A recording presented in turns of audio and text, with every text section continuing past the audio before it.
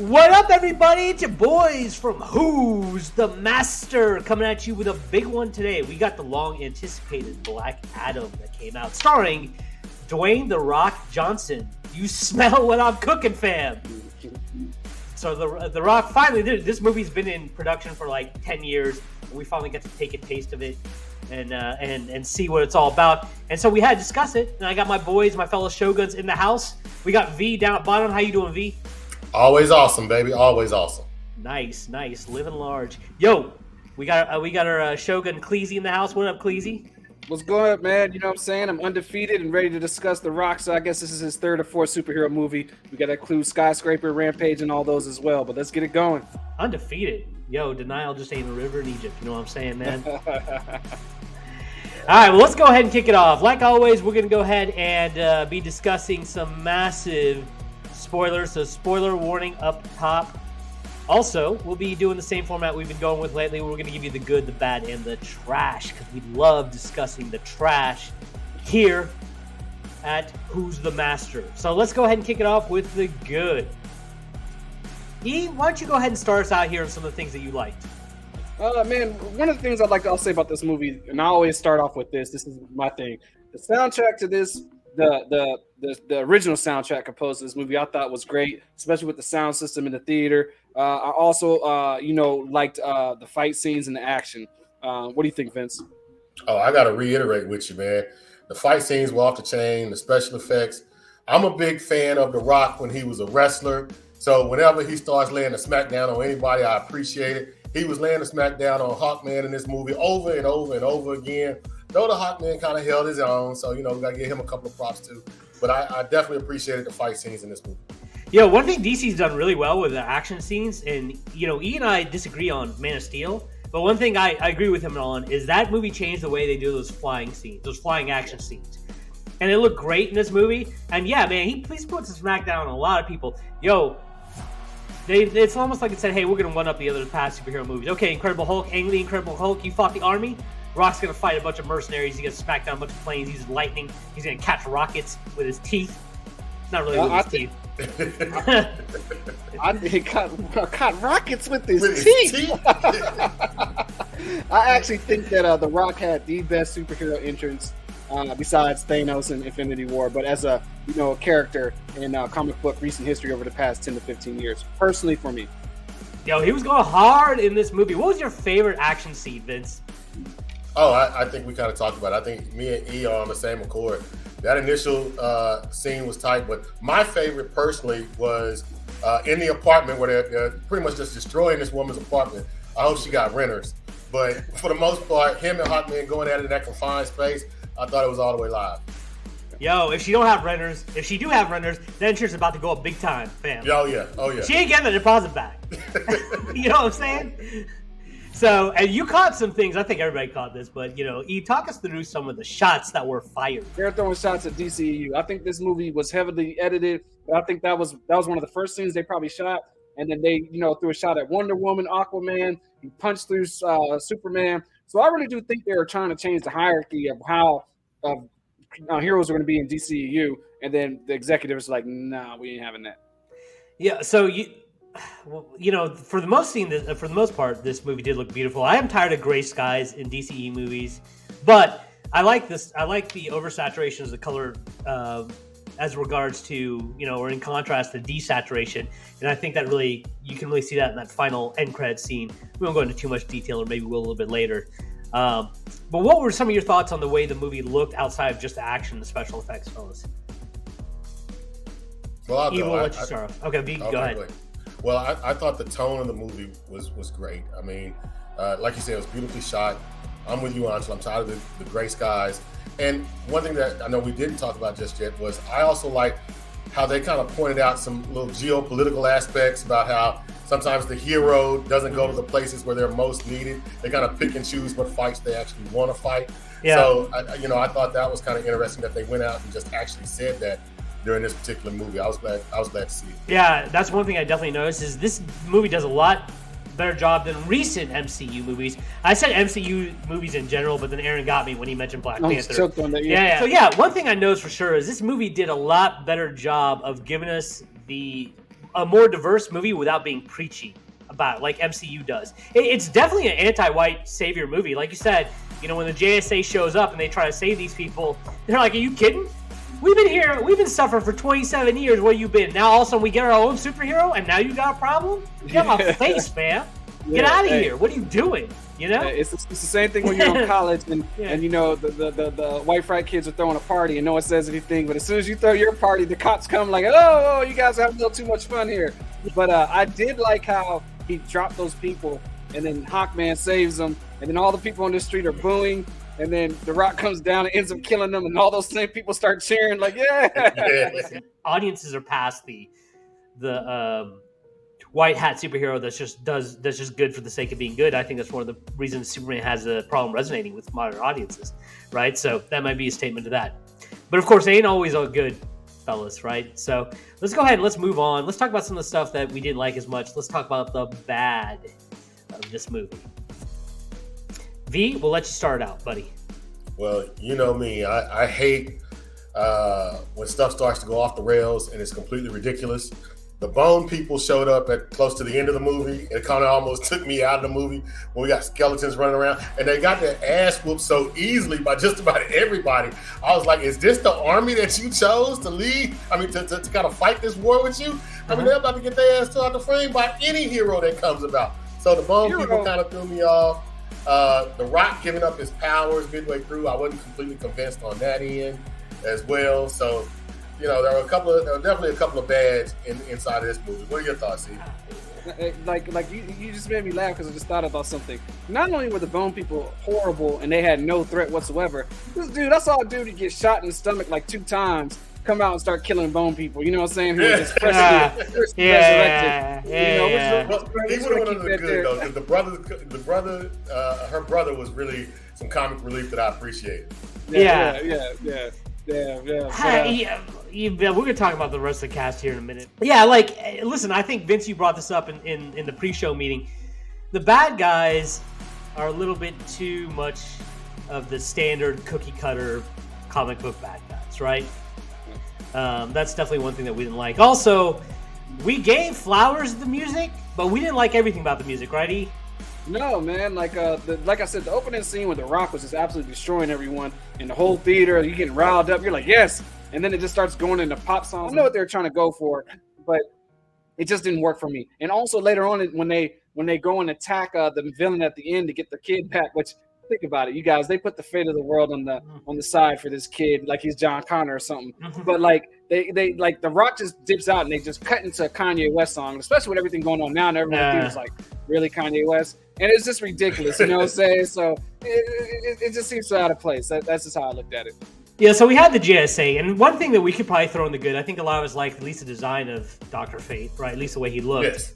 But we had the JSA in there, and you couldn't have the other heroes overshadow Black Adam. So you can't have Wonder Woman, you can't have Flash. You got to throw in some lesser-known heroes.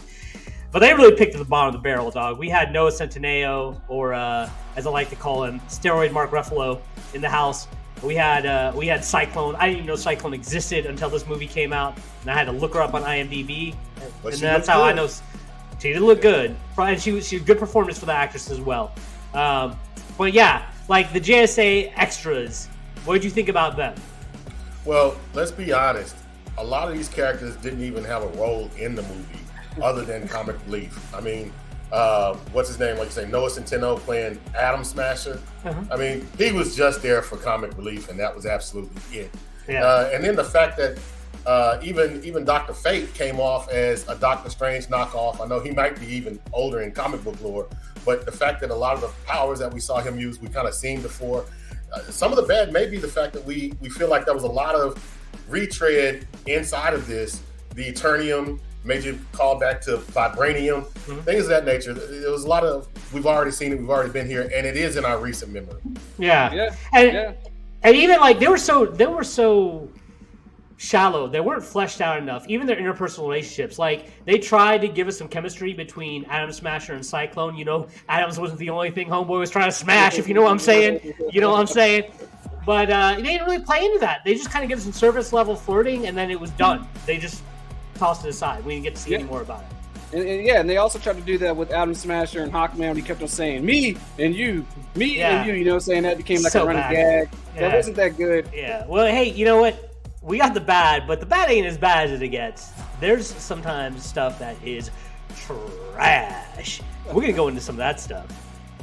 Let's go ahead and kick it off with you, E. We've let V kick it off for the last couple times. Let's you get us started on some of the trash. Well, I think we all agree that the 15-minute exposition dump in the beginning of the movie was horrible. Fun fact, though, Anshel and Vince, you usually don't catch on things as fast as I do. Caught that was The Rock in the beginning of the movie. I had no idea. So I can't believe this guy didn't know. I don't know if I feel supposed to be doing that, but I think that's hilarious just thinking that, because they were like, yeah, you knew it was him. And I wasn't going to play it off and be like, yeah, I did know that, but I just couldn't do it. I just couldn't stay in character long enough. But yeah, that was bad. Also, the balance of comedy, like you can tell that this movie, because I read that they had 13 different cuts to make it PG-13 because it was a rated R movie. You can tell that the tone's so uneven. They didn't know what type of movie they wanted to be. If they wanted to be a comedy, if they wanted to be lighthearted, if they wanted to be hardcore. And I was okay with it until the last 30 minutes became god awful. So it's trash. Yeah, that's something I harped on. I did a post show with Baba on his channel because we watched it together, and that's one of my first takeaways was it's like they couldn't figure out if they wanted to do a dark superhero or they want to make a kids movie, and I hated the kid for that reason. Nothing against the kid who's the actor here. He's the only guy on this podcast that hates kids. We all love kids, but but like I hate kids, I hate women, I hate black women, I hate black superheroes. Y'all think I hate everybody. But hey, nothing against that kid. I'm just going to say the material he was given was weak. I'm sure he's a fine actor, but that material was a weak sauce, dog. That kid didn't even be in there. Let's just think about that kid real quick, and this is real quick. When the kid was first introduced, I was getting a lot of T2 vibes with it. So I like that. I like that the kid and The Rock had this personal relationship. It was the last 20 minutes that kind of ruined him for me personally. But they pulled a Game of Thrones meltdown collapse for me though. But I was out in the beginning. I mean, now I think it's a different kid that plays. Is it the same kid that plays Rock's son in the flashback scene as well? Because I thought that's the fine performance from that kid. If it's the same kid, then it shows you that he's got good range. It's just the role in the latter half of the movie was different. But other than him throwing out the diamond cutter for whatever reason, hey, this movie's representing diversity. Throwing up the Rock. Oh yeah, all right. Throwing up that dynasty sign. All right, I got you right. The opening credit scene, I thought it looked cool, and I thought the set was cool, but I hated the voiceover narration. It was like, what are we? I was like, am I watching Lord of the Rings? What's going on here? Why do we need that? So the harder, more gritty aspects of this movie is where it really shines, and the childish aspects of this movie that are geared towards kids are where it really fails. What are your thoughts on that, B? Oh, I completely agree with you. But if we're talking trash, let's really get into what the trash of the movie was. The trash, the CGI for the villain, I thought was great, but the villain himself, I thought was 100% the trash. I didn't have any vested interest in the villain. I really felt as though he had been propped up just to get beat down. I didn't feel as though he had enough backstory, enough vested interest from me where I thought he was a legitimate threat to Black Adam. For the most part, he was just there for a 10-minute showdown where we knew what the end was going to be. There was no real threat. Yeah, I think Jeremy John said it best when he's talked about your big concern about superhero movies is, are we just going to have the generic CG villain? No, looks like we just had the generic CG villain. And it was a villain that was set up at the beginning of the movie. It's set up fairly well. I mean, it's obvious that this guy's going to be the villain, but it's set up fairly well, but then they just turn him into that standard CG villain. So you're right. It did look good. The CG looked good. All the CG in this movie looked great. But yeah, I agree with you. What they should have did was they should have just cut Mark Ruffalo on steroids, that dude. Cut Storm, and you know what I'm saying? And maybe, but yeah, you know what I'm saying? Cyclone, but you know what I mean? Yeah. And then you could have kept the other two. They could have kept Falcon, and they could have kept Doctor Strange. And then with that, they could have used their vibranium crown and, gave him a great background. But since they didn't go that route, we took it from there. But yeah. Obviously, I know who they are. And there could have been a threat. If you notice, the Eternium wounded Black Adam, so there could have been the threat of death associated with that. But they never even fleshed that part out. Let's touch on. He did in the beginning, didn't it? Knocked him out. He passed out. That's how he passed out. I forgot about that. It injured him a couple more times, but kind of like to touch on what you talked about with these performances. outside of the kid, there are some good performances. You know, The Rock, I thought his performance was uneven. I don't think he fits in any one of these categories for me because I loved his physicality. I loved his physical acting. I loved his presence. I did not like his vocal acting. I thought he tried to play too much of up on the fish out of water. And I wanted to hear, this guy is an angry superhero. I wanted to hear that rage in his voice. I didn't get that from him. I thought it was missing. I loved pretty much his performance outside of that, 100%. Also, Pierce Brosnan, to me, his performance was a highlight of this movie. It's a high point of this movie. Some of the other performances, though, they're just pretty meh. You know? Let's talk about what The Rock promises. When he released the movie, he said the power dynamic of the DCEU is going to change. If you smell what I'm cooking. Man, I really wish we'd get that Rock in movie sometime. You know, like The Rock that we all, I think The Rock we all know and love. But with that being said, this is the Lay's DCEU movie entrance. So that got me thinking, what are y'all's top 3 DCEU movies after the release of this movie? Want me to go? You go ahead. My list is the right list, anyways. Mm-hmm. So I got Man of Steel as number 1. Trash. And Black Adam's number 2. Black Adam should be number 1, except for the last 20 minutes. I really enjoyed this movie. For all the flaws that they had, I like this movie. You know why I like this movie? This movie has a lot of rewatchability. I can see this movie being on TV to the last 20 minutes. I can agree with that. And I got to listen to the worst speech. Let me say this real quick, too. That speech that kid gave may be the worst speech I've ever seen in film history. And I'm nominating that. I dare y'all to find one worse. Yeah, you got this, Black Adam, and my third one is Justice League Snyder Cut. Go ahead. Yeah, you said Independence Day. It's funny because it was like a broke ass Independence Day speech. Oh, it's horrible. It's a horrible speech, bro. V, give me your top 3 DCEU. Well, Black Adam doesn't quite crack the list. I mean, for this to be The Rock's pet projects, I mean, maybe The Rock doesn't need any pets. My top 3 are number 1, Wonder Woman. Number 2, Man of Steel. Number 3, the Zack Snyder Justice League cut. For the most part, I'm not telling you these movies are great, but it's the best that DC has to offer so far. Black Adam's definitely better than Wonder Woman. But go ahead. I agree. So I'm gonna. Well, you guys hate women, so I understand. Oh my God, dude, Vince, understand this. You got your daughters watching the show, man. They don't believe you, man. They don't believe you. His daughters know better. Anything with a woman in the title, I know you guys probably hate. Hey, Vince. Hey, like a leader, Hey, Vince, why are you always trying to make us go over time? All right. So my top 3, and then we're gonna go ahead and give it our scores. We're gonna wrap this up. My top 3, I've got the Snyder Cut number 1. Black Adam number 2, Shazam number 3. Man of Steel is hot garbage. I don't know how that gets anybody's number 1. And Wonder Woman, let's be honest, none of us wanted to say at the beginning how bad Wonder Woman was because we were all afraid of getting women mad at us. But it's been long enough now. We can admit that it's pretty mid. All right, it's pretty mid. It's been enough time. All right, Wonder Woman 2 came out. We realized what god awful things can happen when empowerment goes wrong. We should never empower that woman to make the second Wonder Woman. We should let her be with that first Wonder Woman. That was definitely the high point of that series, and it's pretty mid. So, all right, let's go ahead and score this. E, I want you to start out. What do you give this score? I'm be honest with you, man. So I'm actually gonna. You guys are gonna say I enjoyed this movie. I enjoyed this movie more than a lot of superhero movies, and that's a lot of Marvel movies too. I give it the glow. The last 20 minutes, I hate it. But check it out. I hated the last 20 minutes of a lot of Marvel movies. I'm telling you, I hated them. You know what I'm saying? But I enjoyed it. I enjoyed this movie, and I think that there's gonna be the Black Adam cut. Think about all the scenes that were in the trailer that we didn't see. I want to see the hardcore version. I give it a 7. Okay. Wow. I mean, but you did like Aquaman. And I'm going to say this, I'm not that far from you. I'm going to say it's a 6.5. I like this a whole lot more than I liked Aquaman, though, but go ahead. I'm going to say it's a 6.5. It's definitely above mid for me just because the action scenes are lit. The movie looks great, and I like the majority of... The performances aren't great, but they're not horrible outside of the kid's performance. I think that's because of material. So, man, if they just kept the dark tone that...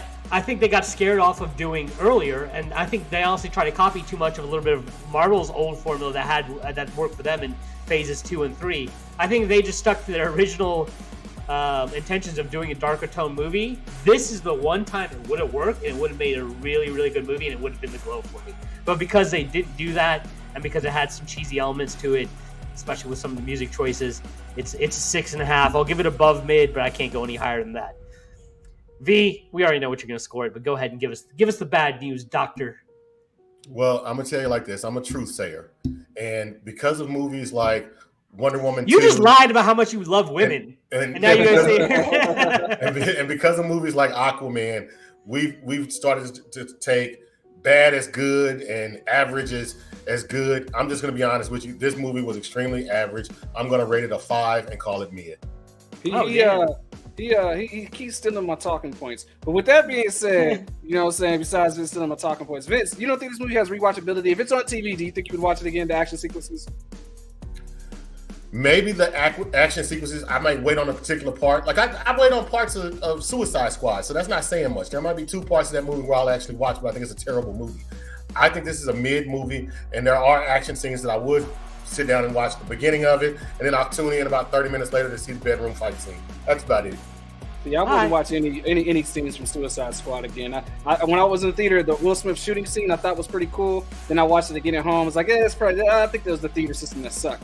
But like, you got the opening sequence, you got the flying sequence, you got the first time he meets with Hawkman sequence, you got the apartment sequence, you got when they raid the bad guy's lair sequence. I thought all the action scenes were lit. The desert sequence, all of them. I can't think of a bad one. I can't think of a bad one. Even the hey, listen, the bad guy might have been paper thin as far as having some meat on his bones character wise, but the fight scene was fine.